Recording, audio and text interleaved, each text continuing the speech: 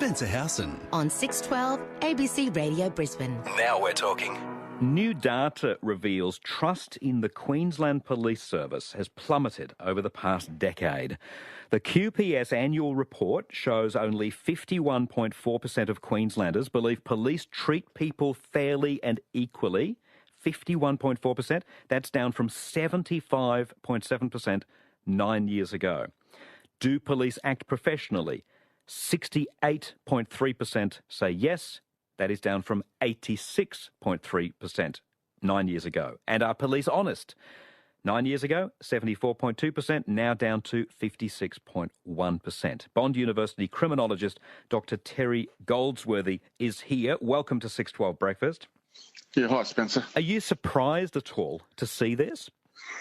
I am actually. I'm really surprised and I guess disappointed that the ratings would be so low. And I think that the police service would also be concerned by this because in reality, I mean, it's not just a decline over time, but they're not getting anywhere near their own targets. For instance, in terms of police performing their job professionally, the police have set a target of 85%, yet they've achieved a result of 68%. And that flows through for all three of those measures, you know, being professional, treating people fairly and equitably, and being seen as honest. So I guess the biggest one that stands out for me is the honesty issue, that police would not think, that people would not think police are honest. And that, I guess, harks back that when I initially joined, it was just as the Fitzgerald inquiry commenced. And I know the police over many decades have put a lot of effort into ensuring that the people of Queensland had trust and perceived their police services as being honest. How much of this is of the police service's own doing and how much is external forces, do you think? Well, I think there are problems internally within the police. If you look at the Working for Queensland survey, which looks at attitudes of public servants in Queensland, you know, 36% of police in last year's survey were engaged with the executive group. So, you know, in terms of looking at that executive group and saying they had a high level of integrity, only 39% agreed with that statement. So there's problems within the service itself. 54% of the police surveyed said they thought they were getting fair and equitable treatment within the service. Only 39% had a connection with their work, where they were energised, where they wanted to do their best and where they were proud of their work. And in terms of, improving how policing is delivered, only 54% saw that as being something that they would agree with in terms of best practice, having the knowledge to do their job and doing their job in better ways. Only 54% agreed that they were trying to do that. So internally, I think reflects what we're seeing to some degree in those public surveys. So you've got to fix up the internal issues first, make sure that your culture is right, that your organisation is in sync with what your goals are, and then that should flow out to the public surveys. Yeah, and we had the Commission of Inquiry into police responses to domestic and family violence. That revealed a broken culture. And as the Courier Mail points out this morning, the Independent Police Integrity Unit recommended in the wake of the inquiry 3 years ago still has not been set up. Well, that's correct. That was recommendation 68 of that inquiry, which said you need to set up a police integrity unit that's independent and separate under the Crime and Corruption Commission and deals with all of the complaints that come to police or about police. It needed to be led by a civilian, senior executive officer. There are whistle protections in there. There need to be a victim advocate and a number of other positions.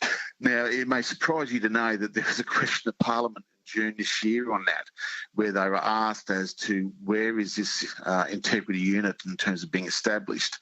And the reply was discussions have taken place with the responsible minister, the Attorney-General and the Minister for Justice and the Minister for Integrity in relation to this matter. And that was it. It was a two-line answer. So 3 years on, a recommendation, we were told that all those recommendations would be adopted. 3 years on, the unit's nowhere in existence. So we talked about internal culture and how that can impact public perception. What about other external forces that the police, frankly, have no control over? Are there things externally which are impacting? Well, yeah, I think there are. It's interesting. If you look at the Crime Misconduct Commission's data website for complaints and you look at the police service, you can basically see just at the end of COVID, that complaints against police have skyrocketed. They're now almost double what they were pre-COVID. So that to me says that perhaps there was, or there is some, residual resentment for the role police played in the lockdowns, even though it wasn't necessarily their choice to do it. That could be a player. We are still, even though we seem to have stabilised our crime rate, we're still at a 20-year high of the crime rate. So again, I think that reflects on people's perceptions of police. The other issue you've got within the police is, if you take a longer view of, say, 2014, we had a restructure under Ian Stewart. Then that restructure in 2019 was undone by Katarina Carroll in the service realignment program. We've then had, a service delivery program rolled out by the current commissioner that was stopped in 6 months because the union threatened legal action. It was, performing so poorly. And we've now had another review, as you said, a 100-day review conducted by some ex-senior police, and there's now changes coming out of that. I think, change that is there to create good is fine, but we've just got change for change, which is the perception I get from speaking to many police, is that they just shake their head and go, we don't know what we're doing from day to day because every day there's another change and we've got to do something different another way.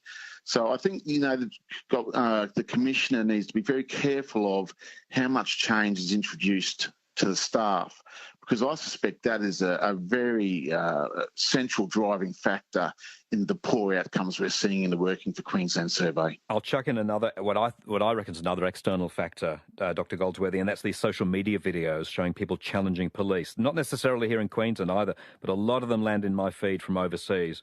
And I bet they're having an impact on the way people see authority figures as well. Final question to you then, Terry Goldsworthy. Whose job is it to fix the problem? The minister is on holidays, by the way, this week. The minister, the commissioner, the union, the rank and file, all of the above? Or does it not need fixing? I mean, does it even matter whether there's a lack of trust in police as long as they're doing their job? Well, it does matter. It's essential. You must have the community on board with your police service. So this is something that's extremely serious for the executive leadership team of the police service. So ultimately, ministerial responsibility would say that it rests with the minister. So this is I would imagine, should be a key KPI for the minister in terms of how the public view the police service. Underneath that, you have the commissioner. I mean, he is the CEO of the organisation. He will need to address this. He'll need to put forward how he's going to try and increase that. So, I mean, he's just come back from a lengthy illness. I appreciate that. But nonetheless, these kind of results need to be addressed. And on the back of this, so you have perceptions and all those kind of things. The clear-up rate, which is another crucial performance indicator for the QPS, all of those clear-up rates across property, good order and personal offences have declined.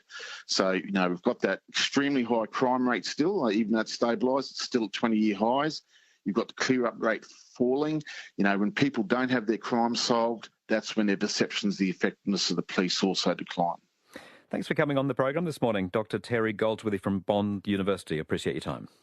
Thanks, Spencer. How have you found any recent interactions that you've had with police? And would you